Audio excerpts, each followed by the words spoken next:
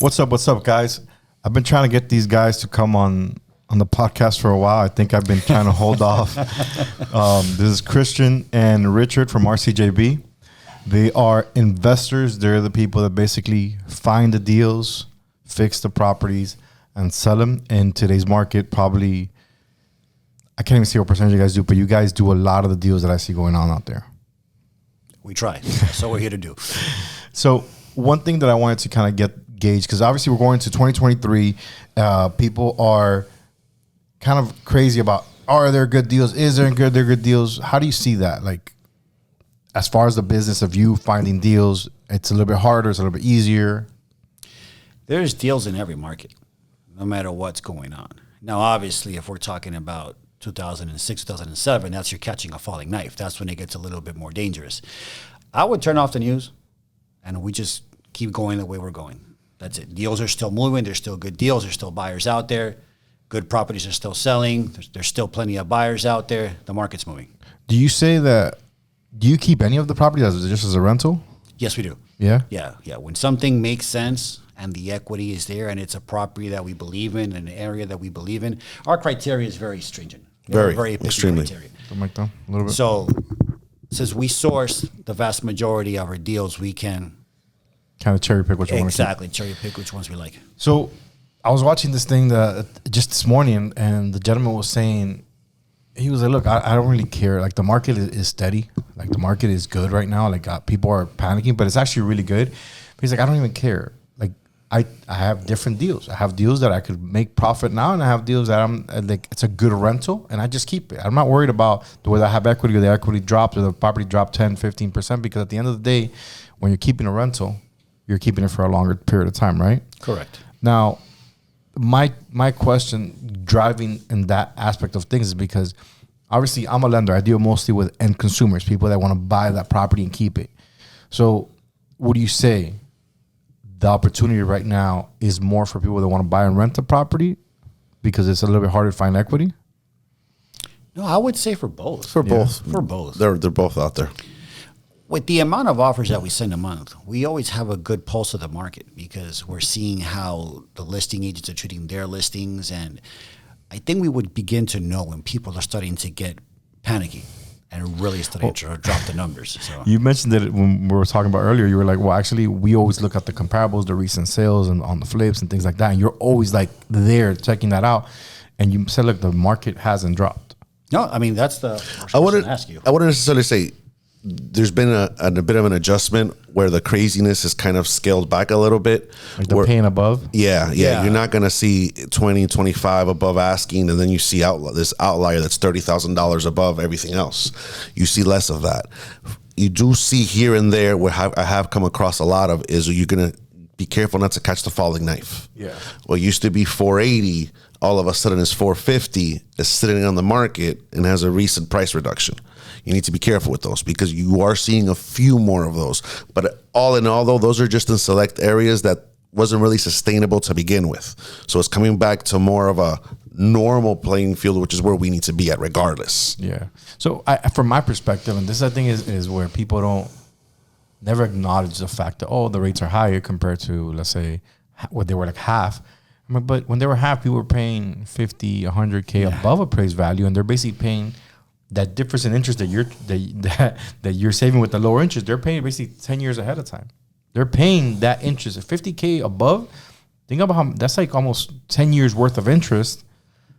What did they save? And I can think in today's market, as more people realize, and I think I do, because I did see, I'm not gonna lie, right now business is good. Like, I see a lot more apps, I see a lot more people, and the people coming to get approved are ready to buy. Like, they're like, I tried not to buy last year because I saved up money, now I'm ready to buy. So the market, I think, is looking good from my perspective, at least in Miami, in Broward. But it's that, like, I'm looking at people coming more prepared and acknowledging the fact that, right now I might just have to pay 5 or 10K above, or just pay exactly what it's appraised. I give you an example right now where a deal of a house, somebody flipped a house, the house needs nothing done, and the gentleman was willing to pay 10K above appraised value, So I am seeing that, and I have seen that most people aren't paying that much more. Not like, I was almost a year ago, not a little bit more than a year ago, where I saw people paying 50K. I saw 100K above appraised value. It's crazy. So that we won't see. And you don't want to keep on seeing that. That's just not healthy. Now, we've had conversations about all these crazy stories, and is there any interesting like flips, any interesting like deals that you've done that you could tell me about that might be like something that people don't expect when they're getting into the business of buying a property and flipping it or wholesaling it? Yeah, we got a really good one. This one was about 2018 when we found it, and then it ended up closing. We found it middle of 2018, and it closed towards the end of 2019. It was off a cold call. Cold calling. It was at that time we were targeting Little Havana long-term ownership, and we ended up stumbling across a property right off First Street that, if you do this, you know the house, because it's the only house that stuck out like a sore thumb. It's surrounded by brand new construction or lots, so something's going on. Every wholesaler in Miami knew that house.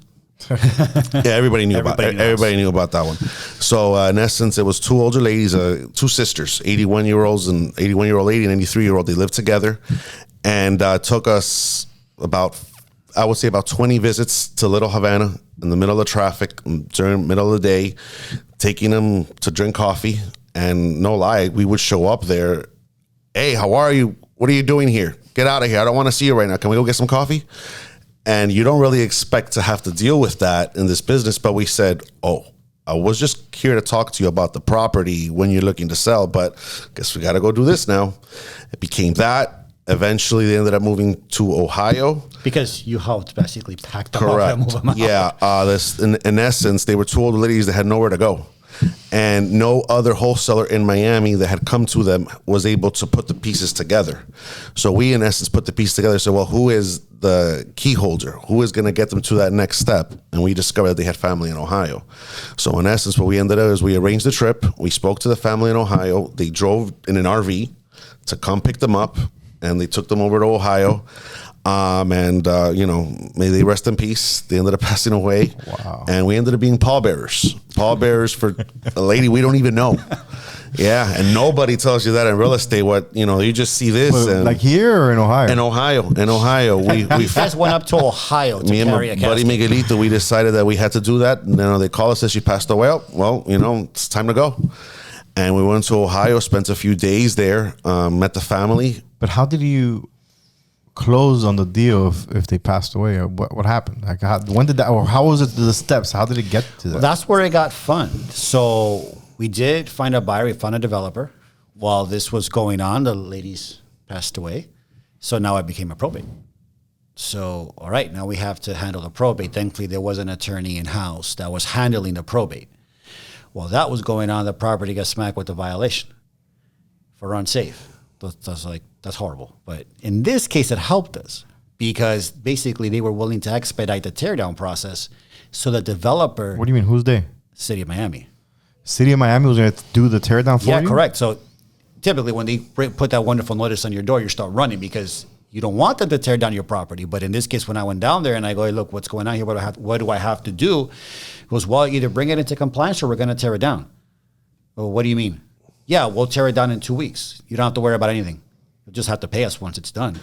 So I already knew from past experience and other things that I've seen and learned is that property was running the risk of being declared historical, which at that point would have killed everything. Oh. The value on that deal was the land, not the actual property itself. So to any developer, having that land cleared and then not having to pay for the permitting or anything like that to get that lot vacant, that was golden. So I just told the city of Miami, well, I'll call you back, but do what you got to do.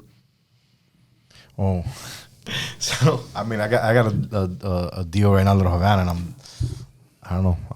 How can I get them to tear it down? If the zoning is there, it benefits you because they expedite everything. So it worked. Yeah, that's insane. And then from there, so dealing with the ladies, I guess step by step. First, you had to convince them to do business with you, and you said that was a hurdle in itself. Oh yeah, that was a humongous hurdle in itself. Make a connection, and no lie, it was at least 15 visits to Little Havana, driving down with them, sitting at their property, their house. There was a frame property, and a frame property with carpet with like 12 cats. So do the math. So you literally had to walk in there and not breathe. Oh my God. I mean, at that time, I would have asked for a mask. At that time, please give me a mask. And so, it was at that point is building rapport with them. Well, what are we going to take for them to actually want to sell? And finally, we were able to overcome that hurdle. And now the family came. The family came to pick them up. And then we had to find the next hurdle of actually, finding the developer to want to play ball, which we did. But all that time, we had to make sure to keep the family in the, build the rapport. loop and what's going on. It's just how it has to be. They could have very well flipped everything on you when they had to deal with the Definitely probate. Oh yeah, no, that was key. Is waiting over the family was key. Yeah, with all the variables that are coming in that you can't predict. The only thing you can predict is what you can do. And at that point is let me do my best to build a solid rapport. So as whatever comes along the way, well, hopefully we have something solid. I think, I guess I used the word, and maybe it was too harsh, and said every deal is like a different Pandora's box, and I mean, as far as I see it, every deal's been a little bit like completely different. Actually, every deal's been, even at least for me, because you guys know where you get your deals. I don't know where I get my deals. Every deal I've gotten has came from a different source, and it also resulted in a different structure. So I had a lady that was a hoarder. I had a property that wasn't a hoarder. They got evicted. I mean, they got foreclosed on, and they had done three different units, all illegal, all with their own meters. That was a different issue. And the one I have an issue now with City of Miami telling me I have to basically lift the entire house because the flood zoning and the 51% rule and the whole thing. So everything's been like a new experience to me. And I guess that's where you guys come in, that you guys have done so many deals. You guys kind of like know how to navigate. I see you posting all the time, like, at the City of Miami, the permits. We got this approved. We got this removed. And I think that comes with the experience. And I think for a lot of people that say, no, I want, because I get a lot of people, and this is all about YouTube, Instagram, TikTok. Everybody wants to be a flipper. Everybody wants to do this. I got $20,000. How do I flip a house? The major part is, I say, you have to kind of get together with people that know how to do it, because even a simple thing as requesting a permit, you hire a contractor, but sometimes the contractor might go a long way over fixing something simple. You know what I'm saying? Oh, that's correct. And that happens all the time. That's happened to us before. Yeah. Correct. And the other thing is financing. Do you guys believe in just buying things cash? Do you guys believe in getting the hard money? What do you guys like? I mean, buying anything straight cash is just a really poor use of capital. OPM, baby. Yeah, you make money with, I'd like to question that, because this is what people don't get. The cost of money is not irrelevant, but it's how much money you're going to make overall. The complete deal is what makes sense. So if I'm going to make this much money off the deal, it doesn't make sense that I can borrow it at this interest rate, right? But people are like, oh my God, that deal is 9%, 10%, 12% interest. I'm like, but it's hard money. It's private money that's allowing you to make 20, 30, 40, 50, 100K off a deal. What do you, I don't get where you're trying to negotiate and haggle. If somebody's able to give you a hard money loan with the least questions possible to get you to make the deal, to make money, right? I weigh that option. How much money am I making a deal? How much am I paying to make the deal happen, right? Yeah, it's a no-brainer. But a lot of people are like, they come in, they're like, no, I'm going to wait to buy cash. I'm going to wait to have enough money to do it. I'm like, no, well, you need a good down payment, and you need money for repairs, because that's where the issue comes in. But don't try to buy something cash. I have a client actually right now who bought a property, all eggs in. They bought the property with all their cash, and they're like, well, now we have no money to fix it. What have you done? So now she's trying to sell it. If she's like, but I at least want to make, I'm like, you're not making it. Oh yeah, because anybody's gonna look at that situation and know you're in trouble. Yeah, like let me bail you out. Yeah, I'm bailing you out at this point. Yeah, so I guess I'm gonna leave it with this, and this particular show is we're talking to people that know the business. They're, like you said, you have a pulse to the market, and you can figure out if it's going up, if it's going down, if it's a good deal, if it's a bad deal, how to get the deals. And you're basically telling people the truth, the reality of what's going on with the market. Sorry I had to open my gate. But most importantly is experience overall. Like if you're losing your house or you're going to foreclosure, you want to deal with people who have the experience that they can show you, hey, I've done this many properties, this is how many properties I've saved, I've helped out this many people. I know what's gonna happen. I know that the next step for you is to do this, this, or this. So let me help you out with that. So if you're having issues with your home and you want to ask some questions, obviously We'll get you connected with these guys. If you're looking to buy a property, also connect with us, connect with them, because they will guide you through the process. I do help with the private money. I do help with all the sources. So we have a relationship all together. The second part of my relationship, which is the one I'm most proud of, is that I always like to say, for the people that are trying to buy their end homes, I deal directly with the investors, see what they have lined up. When you send me the property, say, hey, William, look, I got this property for sale. This one's already rented. This one isn't. This one, whatever. And that's what we offer to our clients before it's even listed on the MLS, you know? But for today, that's it, man. Thank you guys for helping me out with this, helping me kind of break down the barrier or like with the knowledge about what's out there and what to expect. All right? No, it's our pleasure. It's been a blast. Feel free to reach out to us. Questions, comments, concerns. We're here to help and provide value. I appreciate it, man. Thank you.